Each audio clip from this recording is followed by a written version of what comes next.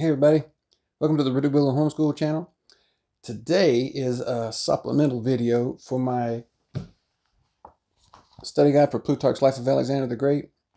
So I've got the whole series done if you want to watch them. If you've been watching them, then you'll know that I've been asking you to keep track of all the wounds that Alexander the Great got over the course of his career.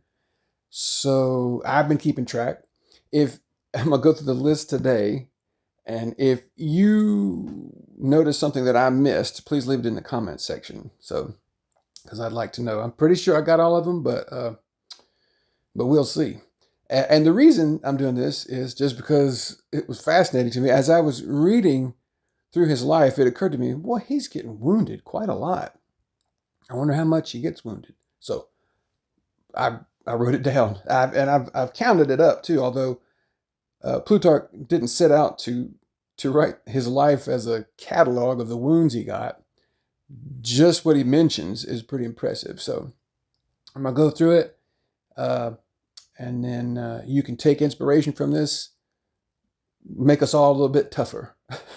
So, all right, here we go. So the first one was in the 5th reading, and it was at the Battle of Granicus. And this is the part that talks about it. It says, "No sooner had they closed together than Spithridates, who's a Persian, rode up beside him, and standing up in his stirrups, dealt him such a blow with his battle axe as cut off one of the plumes of his helmet, and pierced his helmet just so far as to reach his hair with the edge of the axe." So, first wound. Blow to the head with a battle axe. That's pretty rough. Even though he had a helmet, it would hurt. It didn't cut. It says like the helmet protected him. It stopped it from actually cutting into his head, which is always good. But still, to get hit in the head, even with a helmet on, pretty rough. I imagine. Closest I've ever been to something like that is at a Mexican restaurant. When it's your birthday, this particular place, they'll bring a metal pot out, put it over your head, and hit it with some spoons. That's the closest I've gotten, and that's pretty rough in and of itself. So, all right, so that's number one. The second was, that's one wound. The second one that I saw was in the 8th reading. He said, and this is the quote from it: "He himself fought among the foremost." And remember, this is how he got all these wounds. Alexander the Great was not a general that led from behind. He was in the front of all these battles, in the thickest part of the fighting. So he himself fought among the foremost, and according to Chares, was wounded in the thigh by Darius himself, the Persian king Darius. Alexander, in the account of the battle, which he dispatched to Antipater, does not mention the name of the man who wounded him, but states that he received a stab in the thigh with a dagger, and that the wound was not a dangerous one. So here again, his standard of what's a dangerous wound and what isn't, is obviously different from mine. If I were to be stabbed in the thigh with a dagger, that'd be pretty serious. So that's number 2. Number 3 is in the 10th reading, where Plutarch writes, "Afterwards, while Alexander was besieging Gaza, the largest city in Syria, a clod of earth was dropped upon his shoulder by a bird." Now, that's not the wound. That's just something that happened. Which afterwards alighted upon one of the military engines and became entangled in the network of ropes by which it was worked. This portent was also truly explained by Aristander, for the place was taken and Alexander was wounded in the shoulder. So there's a shoulder wound. So number 3. The 4th one is in the 11th reading, where Plutarch writes, "Afterwards, when he was wounded by an arrow and in great pain, he said, 'This, my friends, is blood that runs from my wound, not ichor that courses through the veins of the gods.'" So arrow wound, which hurt. I don't know why it wouldn't. Arrow wound that caused him great pain. All right, so that's the 11th reading. 18th reading, Plutarch writes, "They were so filled with admiration for his courage that they felt he must be indulged in his fancies about dress." So Alexander started to like the Persian style of dress. He started to dress more like an Easterner at different points in his life. He was very concerned about the way he looked. He got the plume in his helmet, and he was he cared about fashion and the way he looked. So this, they allowed him for that because of his courage. And it says, for besides, quote, all his other honorable wounds. Now, I don't know how to count that, and I don't know if he's already mentioned some of these wounds, if Plutarch's thinking about them, or if it's just a general comment about his wounds. But it says, besides all his other honorable, also, what does it mean to have an honorable wound? That must mean it's worth mentioning. Like I can imagine if you go into battle, you're going to get a bunch of scrapes and bruises and cuts and stuff like that. Like when I go clear out brush behind the house, I get a bunch of scrapes and bruises and cuts.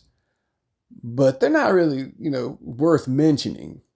So the ones he's talking about that are worth mentioning are things like getting stabbed in the thigh and things like that. So those are all honorable wounds, like in that range of severity. Said he had only a short time before this been struck by an arrow in the calf of his leg, so that splinters of the bone came out. Goodness. This is just kind of it's not a wound, but it is a testimony to how tough he was. Yet he did not cease to expose himself to danger, and although suffering from an attack of dysentery, defeated the Scythians and chased them for many miles. So dysentery is diarrhea. So it's not a wound, but if you can still defeat the Scythians and chase them for many miles in that state, you're tough. All right, so my count at this point, there's just 2 wounds in this one. I'm not counting the other honorable wounds because I don't know how to count them, and I don't know if those are just sort of a general reference to how, the fact that he was getting these wounds all the time.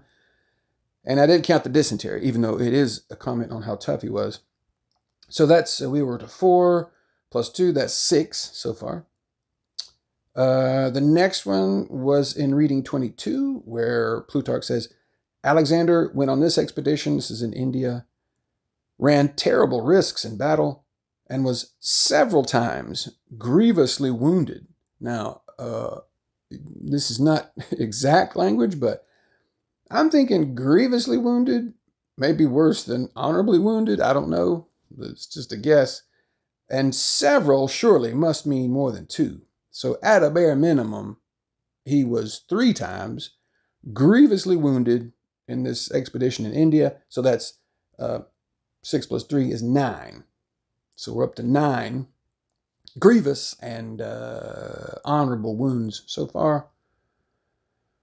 Reading 24. Now this is the culmination here. When he was among the Mali in India, who are said to be the most warlike tribe in India, he very nearly lost his life.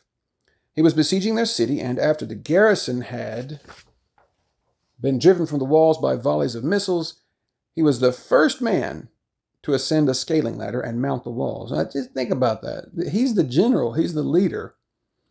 But he's the first man, when they put the scaling ladders up on the wall, he's the first man up to the wall where the enemy is. The ladder now broke so that no more could mount. And as the enemy began to assemble inside at the foot of the wall and shoot up at him from below, Alexander, alone against a host, leaped down amongst them, and by good luck alighted on his feet. Now see, if that had been me, that would have been the first wound right there. Both my ankles would have broken as soon as I hit, and I would have been on the ground. But he says, by good luck, he alighted on his feet. Both ankles of mine would have broken if I'd landed on my feet. But maybe I wouldn't have landed on my feet. His armor rattled loudly as he leaped and made the natives think that a bright light was emitted from his body, so that at first they gave way and fled from him. But when they saw he was attended by only 2 followers, some of them attacked him at close quarters with swords and spears, while one, standing a little way off, shot an arrow at him with such force and with such good aim that it passed through his corslet and embedded itself in the bones of his breast. So there's an arrow now sticking out in front of him, stuck in the bones of his breast. As he shrank back when the arrow struck him, The man who had shot him ran up to him with a drawn sword in his hand. Peucestus and Limnaeus now stood before Alexander to protect him. Both were wounded, Limnaeus mortally.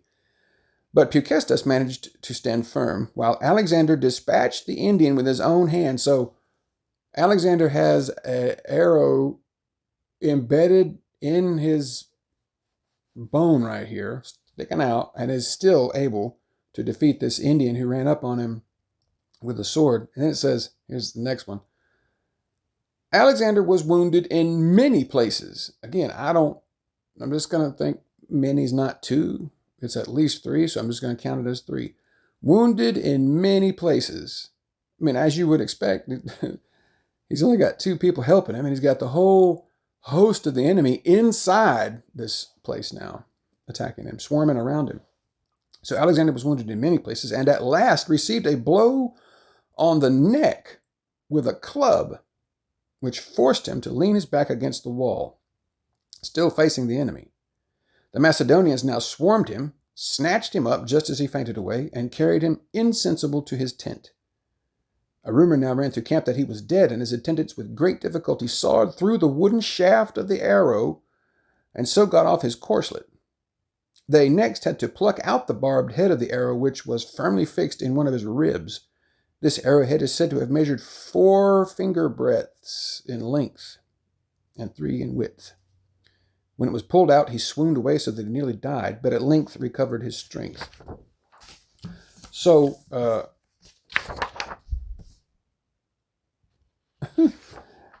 don't know if I mentioned this or not. It seemed like I skipped it, but let me mention it again, just in case I forgot.